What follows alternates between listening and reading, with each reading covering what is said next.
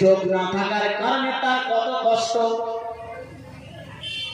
আল্লাহর বান্দা জিজ্ঞাসা করা হয়েছে আপনি আল্লাহর দয়াতে যেতে চাননি, সুতরাং আপনি আল্লাহর আপনার আমলের কারণে ফেরেশতারা আল্লাহর বান্দার 500 বছরের আমল নিয়ে একটা পাল্লা রাখবেন, আর বান্দার শুধু একটা চোখের বান্দার যে নিয়ামত দিয়েছেন এই নিয়ামতের শুকরিয়াটা একটা পাল্লা রাখবেন।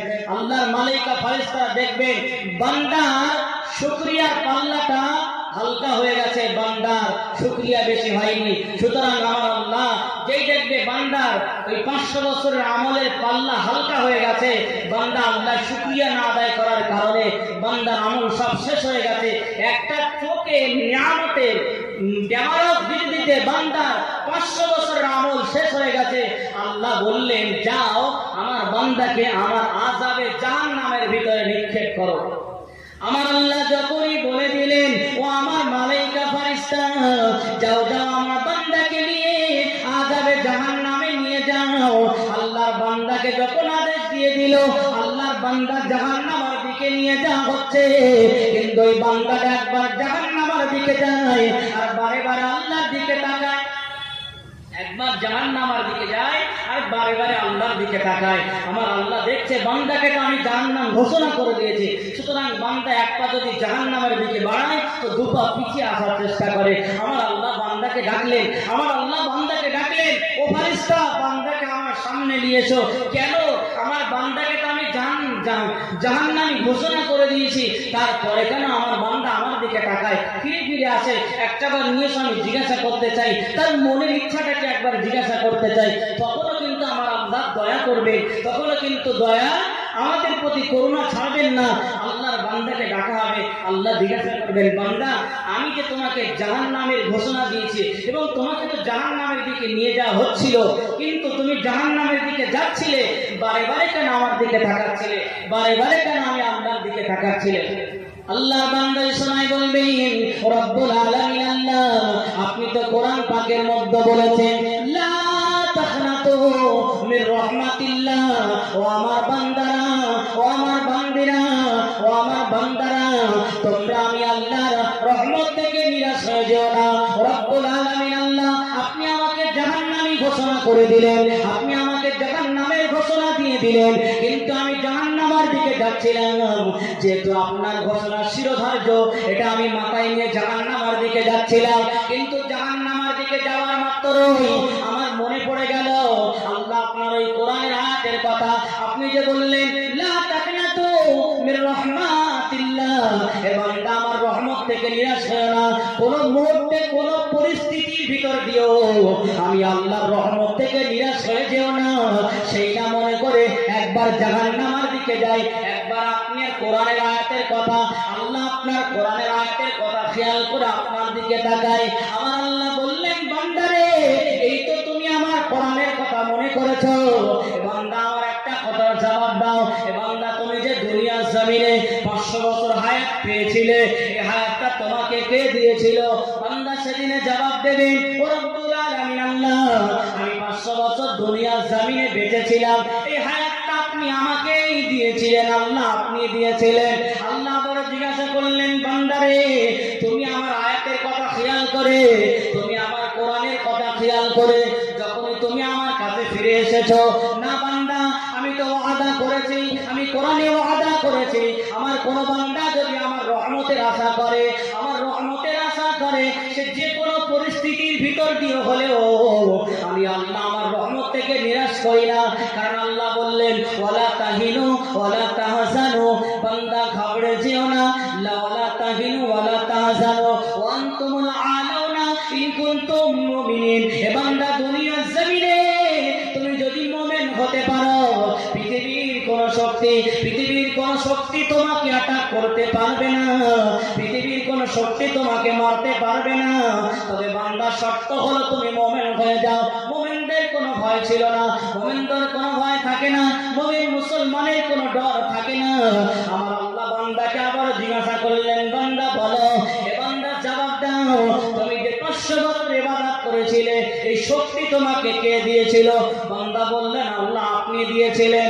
বান্দা আবার আল্লাহ জিজ্ঞাসা করলেন বান্দা 100-500 বছর বেঁচে ছিলে, তোমাকে কে খাইয়েছে, তোমাকে কে সুস্থ রেখেছিল? আল্লাহর বান্দা বলবে রব্বুল আলামিন আল্লাহ, আপনি আমাকে জিজ্ঞাসা করে আর লজ্জিত করবেন না, আমি তো আপনার রহমতের আশায় এখন আছি। আমার আল্লাহ তখনই বলবেন বান্দারে বলো বলো, এইবারে তুমি তোমার আমলের কারণে না আমি আল্লাহর দয়ার কারণে জান্নাতে যেতে চাও? আমার বান্দা, আল্লাহর বান্দা সেদিন বলবে রব্বুল আলামিন আল্লাহ, আমি আমার আমলের কারণে নয়, আমি আপনার দয়ার কারণে জান্নাতে যেতে চাই। যখনই আল্লাহর দয়ার কারণের কথা বললেন, আমার আল্লাহ জানিয়ে দিলেন ও আমার মালায়েকা ফেরেশতারা, ও আমার জান্নাতের ফেরেশতারা, আমার এই বান্দাটাকে নিয়ে আমার দয়ার জান্নাতে নিক্ষেপ করে দাও। বলেন সুবহানাল্লাহ। আর একটু জোরে বলেন নারে তাকবীর। জোরে বলেন না নারে তাকবীর। আমরেশ্বর মোল্লা পাড়ার মহান ইসারে সাদ ফুরফুরা শরীফ সিলসিলায়ে হক মুজাদ্দিদে জামান, নারে তাকবীর। দরুদ শরীফ আল্লাহুম্মা সাল্লি আলা।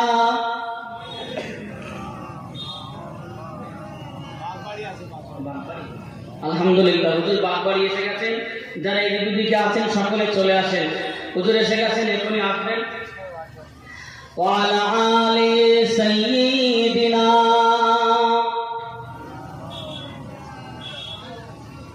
নবীজি যখন মদিনায় যায়, বাচ্চারা তখন ওয়েলকাম জানায়। ওয়াজাবা শুকরু আলাইনা কায়, ইনসানিয়াতি বিদা জানায়। আল্লাহুম্মা সাল্লি আলা সাইয়্যিদিনা,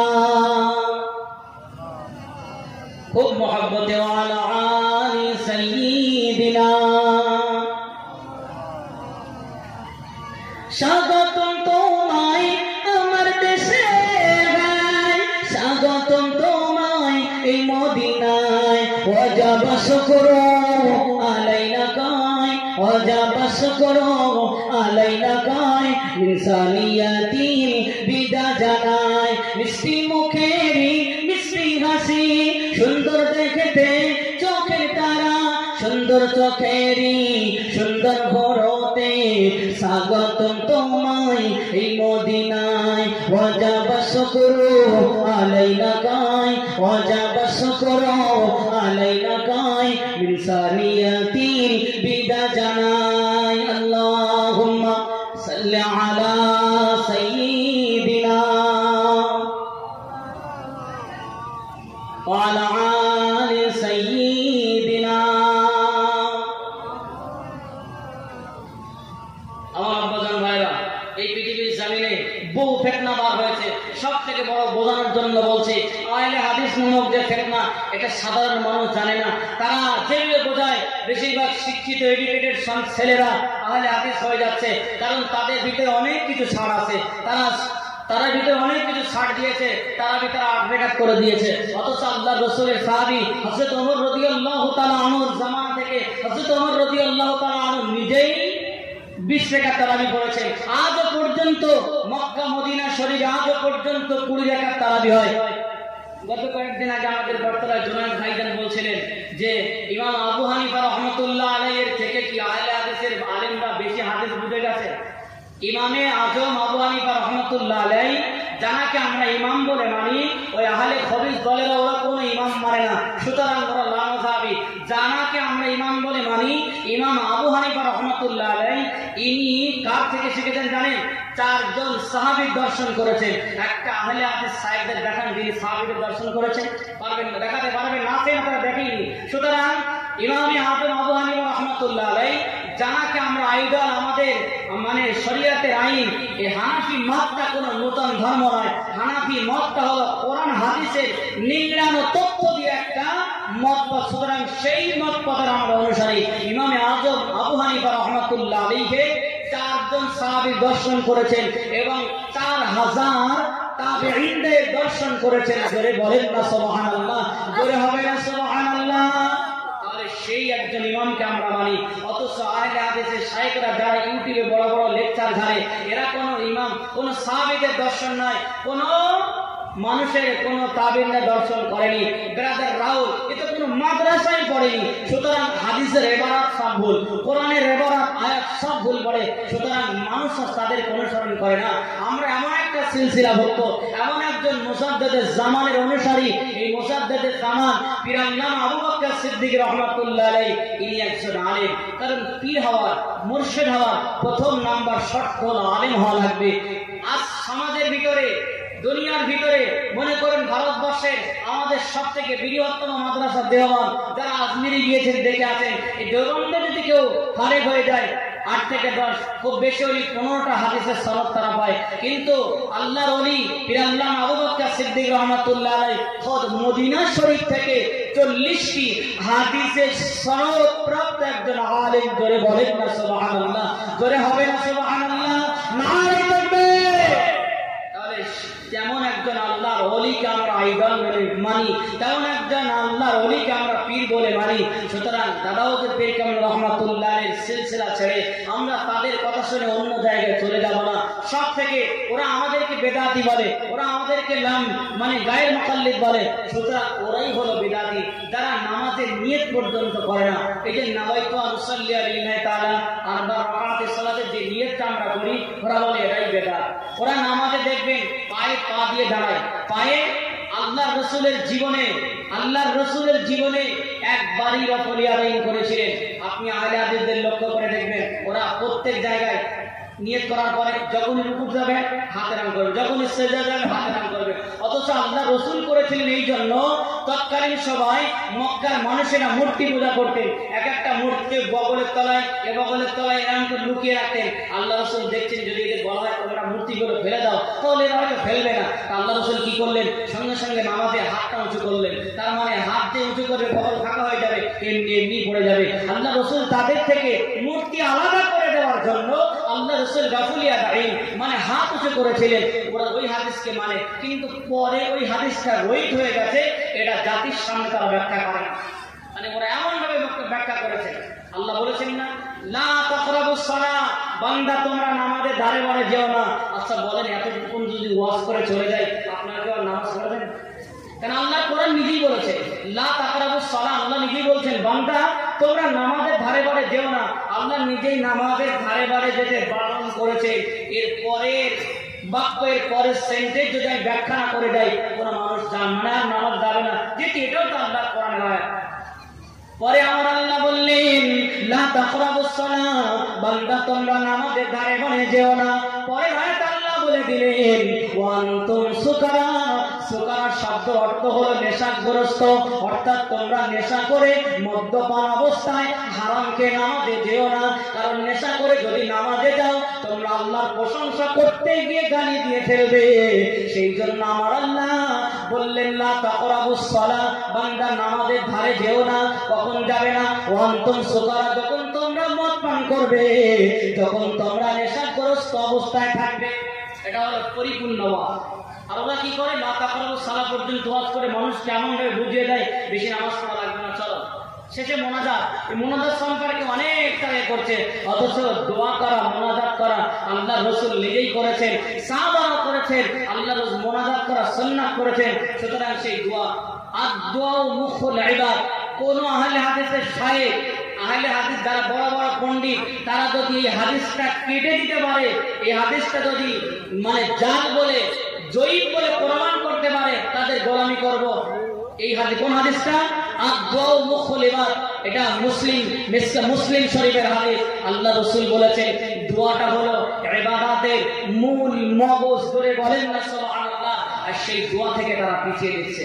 আহলে হাদিসের একটা শায়খ বলেছেন তারা মানুষরা কিভাবে আমল থেকে পিছিয়ে আনছেন, কারা? আহলে হাদিসের বক্তারা। সাধারণ মানুষরা আহলে হাদিসের বক্তব্য শুনে বিভ্রান্ত হয়ে যাচ্ছে।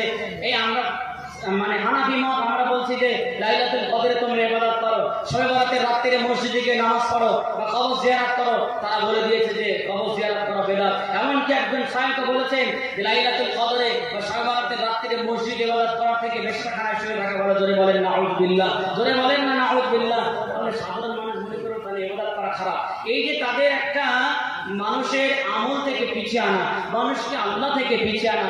আমরা এটা বলার কারণ আমরা সাধারণ মানুষ ইউটিউবে ওয়াজ শুনি, ফেসবুকে ওয়াজ শুনি, তাদের এই ওয়াজের প্রবঞ্চনায় পড়ে যেন আমাদের ঈমান আকীদা নষ্ট না করি। কারণ আমরা এমন একটা সিলসিলার মানুষ, এমন একটা পীরের অনুসারী, এমন একটা মানুষের সিলসিলা আমরা ধরে আছি যে মানুষটা শুধু পীর ছিলেন না, যে মানুষটা শুধু আলেম ছিলেন না, যে মানুষটা ছিলেন জামানার মুজাদ্দিদ। জোরে বলেন না সুবহানাল্লাহ, জোরে হবে না সুবহানাল্লাহ। তাহলে একজন আলেমও ছিলেন, একজন আল্লাহর ওলি ছিলেন এবং পীরও ছিলেন। আহলে হাদিস ভাইয়েরা বলে কোরআন, আহলে হাদিস ভাইয়েরা বলে কোরআনে পীর শব্দ নাই। সত্যি তো কোরআনে পীর শব্দ বলে কিছু নাই, অথচ কোরআনে আমার আল্লাহ শব্দ দিয়েছেন সালেহীন শব্দ। সালেহীন শব্দের অর্থ হলো আল্লাহর নেককার বান্দা। আল্লাহর নেককার বান্দা কারা? আল্লাহর নেককার বান্দা হলো তারা যারা আল্লাহর ওলি বান্দা, এরাই হলো আল্লাহর সালেহীন বান্দা। বলেন সুবহানাল্লাহ। ওরা প্রত্যেকদিন নামাজে আমরা কি বলি? ইয়াকা না'বুদু ওয়া ইয়াকা নাস্তাঈন, ইহদিনাস সিরাতাল মুস্তাকিম, ইহদিনাস সিরাতাল মুস্তাকিম। আল্লাহ আপনি তাদের পথের পথিক করেন, কাদের? আনআমতা আলাইহিম, যাদের প্রতি আপনার নিয়ামত দান করেছেন। এখানে আহলে হাদিসরা সূরা ফাতিহা পড়ে, আমরাও পড়ি, অথচ ওরা নামাজের ভিতরে কাদের কথা বলেন?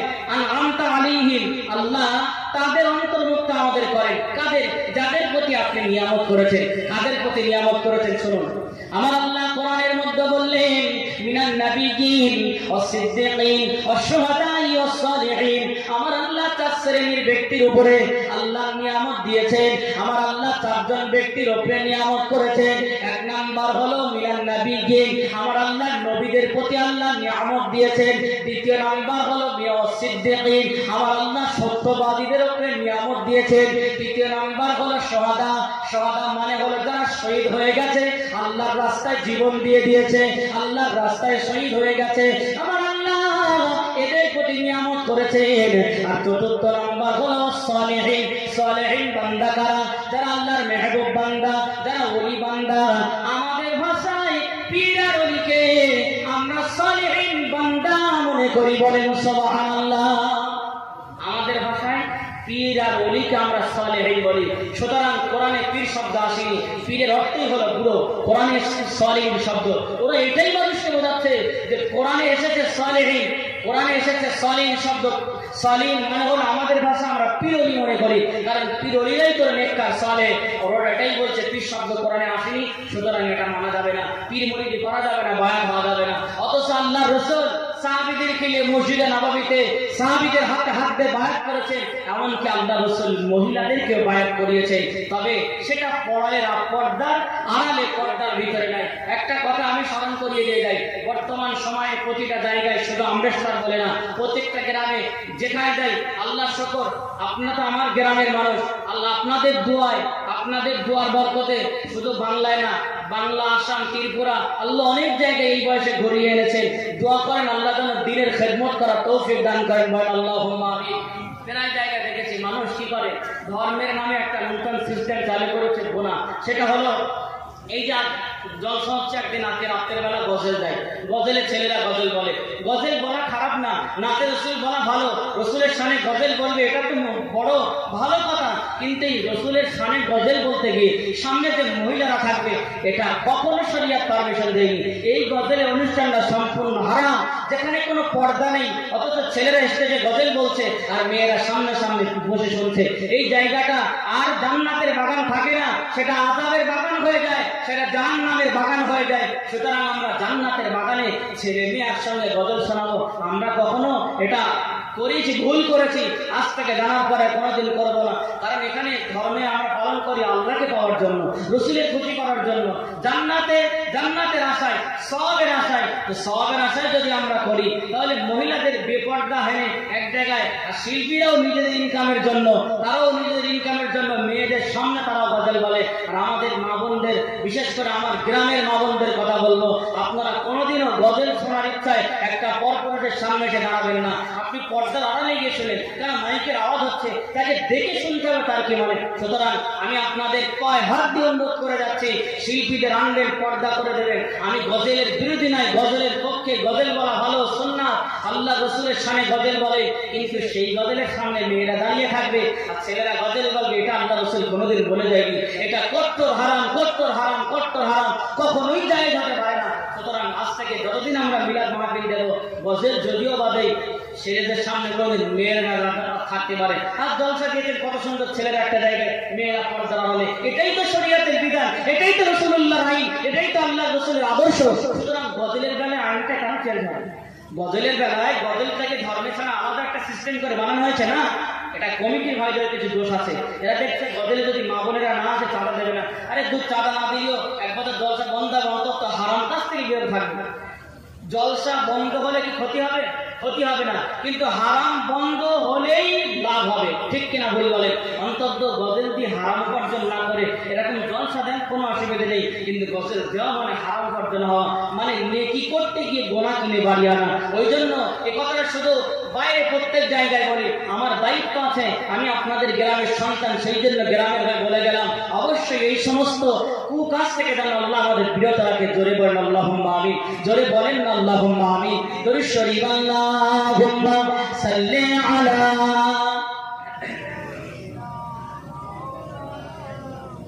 ওয়া আলা আলি সাইয়্যিদিনা।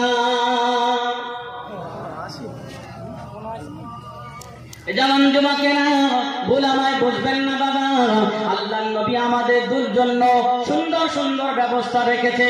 আজকের আমরা নামাজ পড়ি, ছোট ছোট আমলের বিনিময় আমার আল্লাহ আমাদের জন্য জান্নাত রেখেছে। আল্লাহ নবী মৃত্যু শয্যায় শয়িত, নবী আমার দুনিয়া থেকে বিদায় নেবেন। আল্লাহ রাসূল মেসওয়াকের গুরুত্ব দিয়েছেন। যদি কোনো আম্মা আমার উম্মত মেসওয়াক করতে পারে, পাঁচ ওয়াক্ত নামাজে মেসওয়াক করতে পারে, আমি রাসূলুল্লাহ জানিয়ে দিলাম আমার এই উম্মতটা মৃত্যুর সময় কলমা নসিব হয়ে দুনিয়া থেকে বিদায় নেবে। বলেন সুবহানাল্লাহ। আম্মা আয়েশা সিদ্দিকা রাদিয়াল্লাহু আনহা বর্ণনা করেন, আল্লাহ রাসূল মৃত্যুর শয্যায় শায়িত, দুনিয়া থেকে বিদায় নেবেন। আল্লাহ রাসূল আমাকে ইশারা করে বললেন, ও বিবি আয়েশা শুনে রেখে দাও, ঘর থেকে মেসওয়াকটা আনো, আমি রাসূলুল্লাহকে একটা বার মেসওয়াক করিয়ে দাও, আমি রাসূলুল্লাহকে একটা বার মেসওয়াক করিয়ে দাও। আম্মা আয়েশা সিদ্দিকা হাদিসটা বর্ণনা করেন। আম্মা আয়েশা সিদ্দিকা রাদিয়াল্লাহু আনহা বলেন, আল্লাহর রাসূলের শেষ যাত্রাটা, আল্লাহর রাসূলের শেষ জীবনটা নবী আমার মেসওয়াক করতে করতে দুনিয়ার জমিন ছেড়ে বিদায় নিয়েছিলেন। বলেন সুবহানাল্লাহ। আজকে যারা আমরা পাঁচ ওয়াক্ত নামাজে মেসওয়াক করব এবং সর্বসময় যারা মেসওয়াক করব, আল্লাহকে খুশির জন্য আল্লাহর নবী বললেন, আমার উম্মতটা যদি মেসওয়াক করতে পারে, নিঃসন্দেহে আমার উম্মতটা মৃত্যুর আগে আমার আল্লাহ তাকে কলমা নসিব করে দুনিয়া থেকে ডেকে নেবেন। বলেন সুবহানাল্লাহ। এর আগে বলছিলাম, যদি কোনো বান্দা পাঁচ ওয়াক্ত নামাজে আয়াতুল কুরসি তেলাওয়াত করতে পারে, নিঃসন্দেহে জান্নাতি জান্নাতি জান্নাতি। আল্লাহ রাসূলের একজন সাহাবা হযরত আবু হুরায়রা রাদিয়াল্লাহু তাআলা আনহু এই হাদিসের এই আয়াতের ব্যাখ্যা দিতে গিয়ে তিনি একটা হাদিস এনেছেন। হযরত আবু হুরায়রা রাদিয়াল্লাহু তাআলা আনহু বলেন, একটা সময় আল্লাহর নবী আমাকে দায়িত্ব দিলেন, ও বাবা আবু হুরায়রা, এই যাকাতের মালগুলো তুমি পাহারা দেবে, কোন চোর যেন এটাকে নিয়ে না চলে যেতে পারে। খুব সংক্ষেপে বোঝার চেষ্টা করবেন। হযরত আবু হুরায়রা রাদিয়াল্লাহু তাআলা আনহু শুধু আয়াতুল কুরসির ফজিলত সম্পর্কে বর্ণনা দেওয়ার জন্য আল্লাহর রাসূলের হাদিসটা তুলে ধরছি বাবা। হযরত আবু হুরায়রাকে পাহারা দিতে দিলেন। রাত গভীর হয়ে গেল। আল্লাহর রাসূলের সাহাবা আবু হুরায়রা, আল্লাহর রাসূলের সাহাবা আবু হুরায়রা ওই যাকাতের মালগুলো পাহারা দিতে আরম্ভ করলেন। আল্লাহর রাসূলের সাহাবা দেখেন, রাত যখন গভীর হয়ে গেল, একটা চোর আসলো ওই যাকাতের মালকে নেওয়ার জন্য। যখন আউলটা বাড়ালেন, হযরত আবু হুরায়রা রাদিয়াল্লাহু তাআলা আনহু আর দেরি করলেন না, ওই চোরের হাতটা যখন ধরে নিলেন, হযরত আবু হুরায়রা বললেন, চলো তোমাকে আল্লাহর রাসূলের দরবারে নিয়ে যাব, তুমি চুরি করতে এসেছো, এর বিচার আল্লাহর রাসূলের দরবারে হবে। যখন আল্লাহর রাসূলের দরবারে নিয়ে যাবেন বললেন, ওই সময় চোর বললেন, রাসূলুল্লাহ সাহাবী আবু হুরায়রা আপনি আমাকে ক্ষমা করে দেন, মাফ করে দেন। আমি বড় অসহায়, আমি বড় গরিব, আমার ঘরে সন্তান আছে, আমার ঘরে বিবি আছে, আজ 3 দিন আমার খাওয়া নাই। আমি যদি বাড়ি না যেতে পারি আমার বাচ্চাগুলোর খাওয়া হবে না। হযরত আবু হুরায়রার মনে দয়া হয়ে গেল। সাহাবীরা একটু দয়াবান ছিলেন। সাহাবী আবু হুরায়রা রাদিয়াল্লাহু তাআলা আনহুর মনে দয়া হয়ে গেল। আল্লাহ রাসূলের সাহাবী আবু হুরায়রা ওই চোরকে ছেড়ে দিলেন। চোর চলে গেল। ফজরের আযান হয়ে গেল। হযরত আবু হুরায়রা মসজিদে চলে গেলেন। আল্লাহ রাসূলের সামনে হাজির। তখন আবু হুরায়রা জবান দিয়ে কোনো কথা বলেননি। আবু হুরায়রা রাসূলের সামনে মাথা হাত করে দাঁড়ানো। আল্লাহর নবী জিজ্ঞাসা করলেন, মুস্কে হেসে বলেছিলেন, আবু হুরায়রা, গত রাতের বেলা যে চোরটা এসেছিল সে চোরটা কোথায়, আমার কাছে আনো। ওই সময় আবু হুরায়রা বলেছিলেন, ইয়া রাসূলুল্লাহ, ইয়া হাবিবাল্লাহ, হুজুর বেয়াদবি নেবেন না, আমি চোরকে ধরেছিলাম আপনার দরবারে আনবো, কিন্তু চোর আমাকে বললেন, ও আবু হুরায়রা, রাসূলুল্লাহর সাহাবা, আমি বড় গরিব, আমি বড় অসহায়, আমার ছেলে মেয়েরা অনাহারে থাকে, আমার দয়া হলো তাকে ছেড়ে দিলাম। আল্লাহর নবী বললেন, ও তোমার সঙ্গে মিথ্যা কথা বলেছে, ও আবারও তোমার কাছে আসবে। আল্লাহ রাসূল বললেন, আবু হুরায়রা, তখন আবু হুরায়রা কিছু বলেনি। আল্লাহ রাসূল আগাম বলে দিলেন, আবু হুরায়রা, ও মিথ্যা কথা বলেছে, ও আবারও আসবে। রাত হয়ে গেল, গভীর হয়ে গেল। আল্লাহ রাসূলের সাহাবা হযরত আবু হুরায়রা রাদিয়াল্লাহু তাআলা আনহু আবারও পাহারা দিলেন। রাত যখন গভীর হয়ে গেল, হযরত আবু হুরায়রা দেখলেন গত রাত্রে যে চোরটা এসেছে আবার সেই চোরটা এসেছে। আল্লাহ রাসূলের সাহাবা আবু হুরায়রা ওই চোরের হাত খানা ধরলেন। চোরের হাত খানা যখন ধরে নিলেন, আবার চোর কাকুতি মিনতি করলেন। হযরত আবু হুরায়রা রাদিয়াল্লাহু তাআলা আনহু বললেন, না না না, আমি আজকে আর তোমাকে ছাড়বো না, আমি আজকে তোমাকে রাসূলুল্লাহর দরবারে পেশ করব। হযরত আবু হুরায়রার পা দুখানা জড়িয়ে ধরলেন। রাসূলুল্লাহর সাহাবা, আমরা জানি আপনার মনটা নরম, আমি জানি আপনি বড় ঈমানদার মানুষ, আপনি রাসূলুল্লাহর সাহাবা, আপনি মানুষের দয়া বোঝেন। যখন ইমোশনাল কথা বললেন, হযরত আবু হুরায়রার মনে দয়া হয়ে গেল, মনে মায়া হয়ে গেল। আল্লাহ রাসূলের সাহাবা আবু হুরায়রা চোরকে ছেড়ে দিলেন। চোর আবার নিজের বাড়ির দিকে পালিয়ে গেলেন। আবার ফজরের আযান হয়ে গেল, মসজিদে নববীতে হাজির হয়ে গেলেন। আল্লাহ রাসূল জিজ্ঞাসা করলেন, ও বাবা সাহাবী আবু হুরায়রা, বলো বলো, চোরকে তুমি আবার কেন ছেড়ে দিলে? ওই সময় আবু হুরায়রা বলেছিলেন, বেয়াদবি নেবেন না, হুজুর সে আমার কাছে কাকুতি মিনতি করার কারণে আমার মনে দয়া হয়ে গেল, আমার মনে মায়া হয়ে গেল, আমি আবু হুরায়রা তাকে ছেড়ে দিলাম। আল্লাহ রাসূল বললেন, সে তোমার সঙ্গে মিথ্যা বলেছে, আবারও আসবে। সে তোমার সঙ্গে মিথ্যা বলেছে, আবু হুরায়রা, সে আবার আসবে। আবার তৃতীয় দিন রাতের বেলা হযরত আবু হুরায়রা রাদিয়াল্লাহু তাআলা আনহু তিনি আবার পাহারায় লেগে গেলেন। আল্লাহ রাসূল যে বলেছিলেন সে আবার আসবে, হযরত আবু হুরায়রা আশা দেখে তার যে আসলেন, খাদ্যের হাত দিয়েছেন, আবু হুরায়রা রাদিয়াল্লাহু তাআলা আনহু আবার হাত ধরেছেন, আবার হাত ধরে বলছেন, আজকে আর তুমি যতই কাকুতি মিনতি করো, আজকে তুমি যতই বাহানা দেখাও, তোমাকে আর ছাড়বো না, আমি আজকে তোমাকে আমার নবীর দরবারে নিয়ে যাব, আল্লাহ রাসূলের দরবারে তোমার বিচার হবে। ওই সময় চোর বলেছিলেন, আমি তোমাকে এমন একটা আমল শেখাবো যে আমল করলে ইবলিশ শয়তান কোনোদিনও তোমার কাছে আসবে না। যে আমল যদি তুমি ঘুমানোর পূর্বে, রাতের বেলা বালিশে মাথা রাখার আগে, ঘুমানোর আগে যদি আমলটা করতে পারো, ইবলিশ তুমি কখনো খারাপ স্বপ্ন দেখবে না, কোনোদিন ইবলিশের ধোঁকায় তুমি পড়বে না। হযরত আবু হুরায়রা, সমস্ত সাহাবীরা কোন আমলের কথা শুনলে তারা সবাই অগ্রণী হয়ে শুনতে আসতেন, এবং যে আমলটা তারা ভালো মনে করতেন, আমলটা করতে যে আমলের কথা বললেন, যেই বললেন, আবু হুরায়রা, আমাকে যদি আপনি ছেড়ে দেন তাহলে আমি আপনাকে এমন একটা আমল শেখাবো যে আমল করলে ইবলিশ শয়তান কোনোদিনও আপনার কাছে আসবে না, কোনোদিনও আপনাকে ক্ষতি করবে না, কোনোদিনও আপনাকে ধোঁকা দেবে না। তখন আবু হুরায়রার মনে দয়া হয়ে গেল, ঠিক আছে, তুমি আমাকে আমলটা শিখিয়ে দাও, আমি তোমাকে ছেড়ে যাবো। এটা মানতে পারবে না। হযরত আবু হুরায়রা যখন বললেন, এই চোর তুমি শুনে রেখে দাও, তুমি যদি আমাকে আমাকে আমলটা শিখিয়ে দিতে পারো, আমি কথা দিলাম তোমাকে ছেড়ে দেব। ওই সময় চোর বলেছিলেন, রাসূলুল্লাহ সাহাবী আবু হুরায়রা, আপনি যদি প্রত্যেকদিন রাতে শয়ন করার পূর্বে, প্রত্যেকদিন রাতে ঘুমাইবার পূর্বে আপনি যদি আয়াতুল কুরসি তেলাওয়াত করেন, আপনি রাতের খারাপ স্বপ্ন দেখবেন না। এবং প্রতিনিয়ত আপনি যদি আয়াতুল কুরসির আমলটা করেন, আপনি যদি আয়াতুল কুরসি তেলাওয়াত করেন, ইবলিস শয়তান আপনাকে ধোঁকা দেবে না, ইবলিস শয়তান আপনাকে ডিস্টার্ব করবে না। যে আমলটা শিখিয়ে দিলেন, কে কাকে আমল শেখালেন?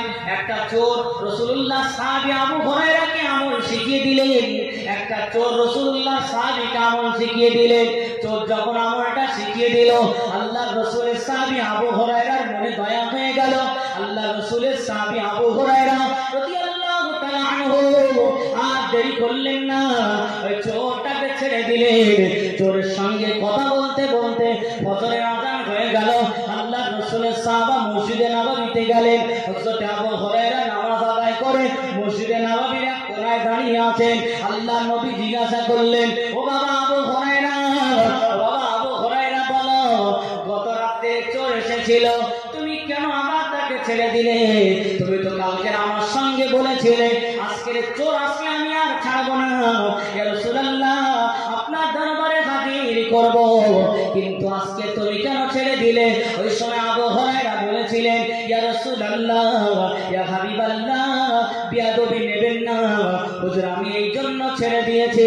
সে আমাকে বলেছিল, এ রাসূলের সাহাবী আবু হুরায়রা, আমি আপনাকে এমন একটা আমল শিখিয়ে দেব যে আমলটা করলে ইবলিস শয়তান আপনাকে কোনোদিনও ধোঁকা দিতে পারবে না। ইয়া রাসূলুল্লাহ আমলের কথা শুনে আমি আবু হুরায়রা তাকে ছেড়ে দিয়েছি।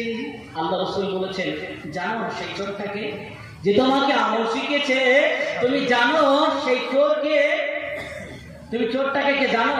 আল্লাহ রাসূল বললেন, সাহাবী বললেন, ইয়া রাসূলুল্লাহ না, আপনি ভালো জানেন। আল্লাহ রাসূল বললেন, সাহাবী ওই চোরটাই হলো ইবলিস শয়তান, ওই চোরটাই হলো ইবলিস শয়তান। আবু হুরায়রা বললেন, ইয়া রাসূলুল্লাহ সে যদি আজকের আসে আমি তাকে ছাড়বো না, তার হাতে পায়ে দড়ি বেঁধে আপনার দরবারে আনবো। আল্লাহ রাসূল বললেন, সে তো আসবে না, কারণ সে তোমাকে যে আমল শিখিয়ে দিয়েছে সে আমল অটোমেটিকলি তুমি করা শুরু করে দিয়েছো। সুতরাং তুমি আয়াতুল কুরসির আমল তোমার ভিতরে চালু হয়ে গেছে। আর ওই চোর তো বলেছিল আয়াতুল কুরসি পড়লে ইবলিস শয়তান তোমার কাছে আসবে না, ওই চোরটাই ছিল খোদ ইবলিস শয়তান। সুতরাং আজ থেকে তোমাকে আর ধারে বাড়ি তোমাকে আর দেখা দেবে না।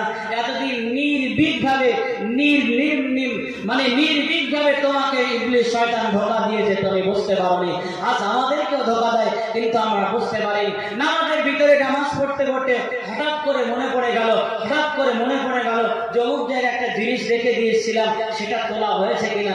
এই যে মনে নামাজের ভিতরে আসলো, এটাও কিন্তু শয়তানের ধোঁকা, ওই জন্য হযরত ওমর রাদিয়াল্লাহু তাআলা আনহু বললেন, দুনিয়াটা এমন ধোঁকার জাল, দুনিয়াটা এমন মায়ার জাল, যে মায়ার জাল থেকে বাঁচা বড় কঠিন। এই দুনিয়ার মায়া জাল থেকে যদি আমরা ফিরে আসতে পারি, এই দুনিয়ার মায়া জাল থেকে যদি আমরা বেঁচে আসতে পারি, নিঃসন্দেহে আল্লাহ আমাদের প্রতি খুশি হবে। আর আল্লাহ যাদের প্রতি খুশি হবে, নিঃসন্দেহে আল্লাহর দয়ার জান্নাত তারা পেয়ে যাবে। জোরে বলেন না সুবহানাল্লাহ, জোরে হবে না সুবহানাল্লাহ। দুনিয়া আমার আল্লাহ আমাদেরকে এমনি পাঠায়নি। আমার আল্লাহ বললেন, আফা হাসিবতুম আন্নামা খালাকনাকুম আবাসা ওয়া আন্নাকুম ইলাইনা লা তুরজাউন। হে আমার বান্দা বান্দেরা, তোমরা এটা ভেবো না আমি আল্লাহ তোমাদের অনার্থক বানিয়েছি, আমি আল্লাহ তোমাদেরকে বেকার বানিয়েছি, আমি আল্লাহ তোমাদের এমনি বানাই নাই। আফা হাসিবতুম আন্নামা খালাকনাকুম আবাসা ওয়া আন্নাকুম ইলাইনা লা তুরজাউন। আল্লাহ বান্দা আমি তোমাদের এমনি বানাই নাই, আমি তোমাদের বানিয়েছি আমি আল্লাহর ইবাদত করবে, আমি আল্লাহর উপাসনা করবে। আল্লাহর ইবাদতের বিনিময়, আল্লাহর উপাসনার বিনিময় আল্লাহর জান্নাত আল্লাহ আমাদের দিয়ে দিলেন। আল্লাহ এক জায়গায় বললেন, ইন্নাল্লাহ হাশতারা মিনাল মুমিনিনা আনফুসাহুম ওয়া আমওয়ালাহুম বিআন্না লাহুমুল জান্নাহ। হে আল্লাহর বান্দা বান্দিরা, শুনে রেখে দেন বাবা, আমার আল্লাহর জান্নাতের বিনিময় আমাদের মাল সামান, আমাদের ঈমান আমলের বিনিময় আমরা নিজে থাকতে পারি না, আমরা আল্লাহর দয়ার জান্নাত কিনে নিয়েছি। তাহলে আমরা আমাদের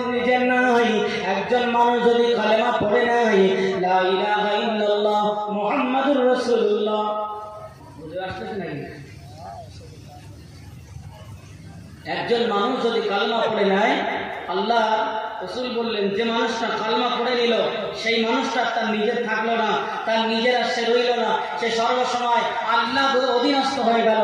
লা ইলাহা ইল্লাল্লাহ, নেই কোনো মাহবুদ আল্লাহ ছাড়া, মুহাম্মদুর রাসূলুল্লাহ সাল্লাল্লাহু আলাইহি ওয়াসাল্লাম হযরত মুহাম্মদ সাল্লাল্লাহু আলাইহি ওয়াসাল্লাম আল্লাহর প্রেরিত রাসূল এবং আল্লাহর বান্দা। এই কথা যখন আমরা স্বীকার করে নিলাম, নিঃসন্দেহে আমরা নিজের রইলাম না। একজন বান্দা কালমা পড়ার পরে নিজের থাকে না, সে আল্লাহর অধীনস্থ হয়ে যায়। তাহলে মানুষ যখন আল্লাহর অধীনস্থ হয়ে যায়, সে নিজের ইচ্ছায় কিছু করতে পারে না। যেমন যুবকেরা, বান্দা যখন আল্লাহর হয়ে যায়, বান্দা যখন আল্লাহর অধীনস্থ হয়ে যায়, তার ইচ্ছায় সে আর কিছু করতে পারে না। ওই বান্দা তখন আল্লাহর অধীনস্থ হয়ে যায়। আমার আল্লাহ তাকে যেমন ভাবে বলবে তেমন ভাবে চলা লাগবে। কিন্তু দুনিয়ার জমিনে আসলাম, আল্লাহর নিয়ামত ভক্ষণ করি, আল্লাহর জমিনে বাস করি, অথচ আল্লাহর হুকুমগুলো মানতে পারি না, আল্লাহর আদেশগুলো মানতে পারি না। আল্লাহর হুকুম আমাদের ভিতরে আসে না। আল্লাহর নবী বললেন, ও আমার সাহাবায়ে কেরামেরা, ও আমার উম্মতিরা, তোমরা যদি আল্লাহর হুকুমগুলো মানতে পারো, হারামকে বর্জন করতে পারো, হালালকে নিজেদের জীবনে আনতে পারো, আমি রাসূল জানিয়ে দিলাম আল্লাহর হুকুম মানার কারণে তোমরা আল্লাহ রাজি খুশি করে ফেললে। আর আল্লাহ রাজি খুশি হওয়া মানে তোমাদের নসিব তকদীর চমকে যাবে। বলেন সুবহানাল্লাহ। জান্নাতে যাওয়ার জন্য সব থেকে বড় জিনিস যেটা প্রয়োজন সেটা হলো আল্লাহর খুশি। আল্লাহর খুশি যে বান্দা করতে পারবে, নিঃসন্দেহে আল্লাহর জান্নাত যেতে পারবে। সুতরাং আল্লাহর খুশির মাধ্যম হলো নামাজ, আল্লাহর খুশির মাধ্যম হলো কোরআন তেলাওয়াত। আল্লাহর খুশি করতে পারলে আল্লাহর দয়ার জান্নাত পাওয়া যাবে। আল্লাহর কোরআন এমন একটা জিনিস, এই কোরআন যদি কোনো মানুষের সামনে তেলাওয়াত করা হয়, সেই মানুষ যতটাই কঠিন হৃদয় হোক না কেন, যতটাই পাষাণ হোক না কেন, আল্লাহর কোরআন যখনই তেলাওয়াত হয় তার হৃদয়টা অটোমেটিকলি নরম হয়ে যায়। জোরে বলেন না সুবহানাল্লাহ। আয়াতুল কুরসির আমলের কথা বলতে বলতে এতদূর, আয়াতুল কুরসি এমন একটা জিনিস, কোনো বাচ্চা যদি রাতের বেলা ভয় করে, আপনি আয়াতুল কুরসিটা পড়ে বুকে ফু দেবেন, দেখবেন ওই বাচ্চার ভয় বন্ধ হয়ে যাবে, সেই বাচ্চার বিছানায় পেশাব করা বন্ধ হয়ে যাবে। আয়াতুল কুরসির এত ফজিলত, আজ আমাদের জিনিস মুখস্থ করার, কোনো একটা আমল জানার অবকাশের কোনো শেষ নেই। সুতরাং আমরা কোনো আমল নিজে না করতে পারলে অন্তত ফোনে শুনে বা কোরআন কাউকে তেলাওয়াত করে সেটাও যদি শুনি, একটা হরফ একটা অক্ষর যদি কোনো বান্দা শোনে, যে পড়বে সেও 10টা নেকি পাবে এবং যে শুনবে সেও 10টা নেকি পাবে। ওই জন্য আল্লাহ আমার রাসূলের শুধু কোরআন দিয়ে খানতে হয়নি। প্রথমেই বলেছিলাম আল্লাহর কোরআন, আল্লাহ রাসূলের প্রতি শুধু কোরআন পাঠিয়েছেন তা নয়, জব্বুর পাঠিয়েছিলেন নবী দাউদ আলাইহিস সালামের উপরে, ইনজিল পাঠিয়েছিলেন নবী মুসা আলাইহিস সালামের উপরে, এবং তাওরাত পাঠিয়েছিলেন নবী মুসা আলাইহিস সালামের উপরে, আর ইনজিল পাঠিয়েছিলেন নবী ঈসা আলাইহিস সালামের উপরে। তাহলে জব্বুর, তাওরাত, ইনজিল, হুজুরে গাড়ি না তাকবীর দেন, নারে তাকবীর, নারে তাকবীর, আওলাদে মুসাদ্দেদ জামান, হুজুরে গাড়ি না এলজি গাড়ি দরুদ শরীফ আল্লাহুম্মা। যাক, ধৈর্য ধরেন, গ্রামের ছেলেগুলো হয়তো বিরক্ত লাগছে, ধৈর্য ধরেন। ওয়ালা আলে সাইয়্যিদিনা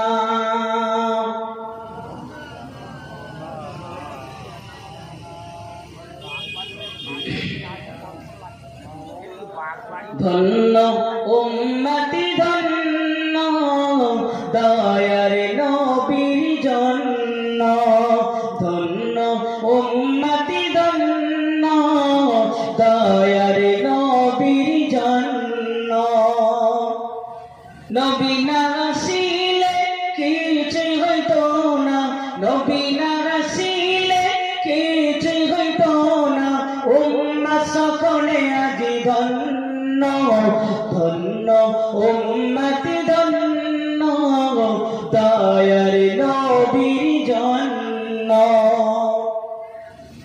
মায়া আমিনার কোলের চাঁদ এলো, আরব নগর আলোয় আলোকিত হলো। জোরে বলেন না সুবহানাল্লাহ, জোরে হবে না সুবহানাল্লাহ, নারে তাকবীর। মায়া আমিনার কোলের চাঁদ এলো, আরব নগর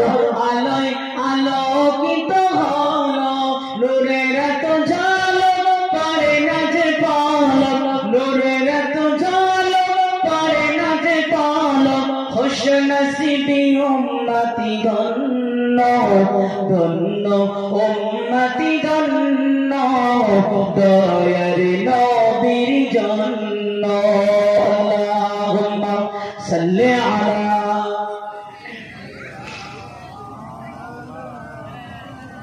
ওয়া আলা আলি সাইয়্যিদিনা। এটা বান্দে বাকেরা, আমার আল্লাহ আমার নবীর প্রতি শুধু কোরআন নাযিল করেন নাই, যেমন জব্বর তাওরাত ইনজিল এক একটা নবীর প্রতি নাযিল করেছিলেন, ঠিক তদ্রুপ আমার আল্লাহ আমার রাসূলুল্লাহর প্রতি কোরআনও দিয়েছেন এবং জব্বরের সম্মান দিয়েছেন। আল্লাহ রাসূল বললেন আতাইতু সাবআতিয়াল মাকানা তাওরাত আতাইতু সাবআতিয়াল মাকানা তাওরাত ওয়া আতাইতুল মাসালি মাকানা জাবুর ওয়া আতাইতুল মাসালি মাকানা ইনজিল ওয়া আতাইতুল মাসালি মাকানা জাবুর ওয়া ফুদ্দিলতুম বিল মুফাসসিল।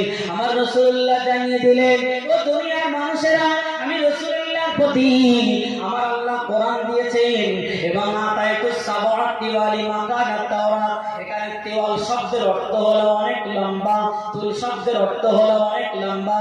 আমার আল্লাহ কোরআনে বিশিষ্ট কিছু সূরাকে, আমার আল্লাহ কোরআনের প্রথমে 7টা সূরাকে এত লম্বা করেছেন যেগুলোর আয়াত সংখ্যা 200 বেশি।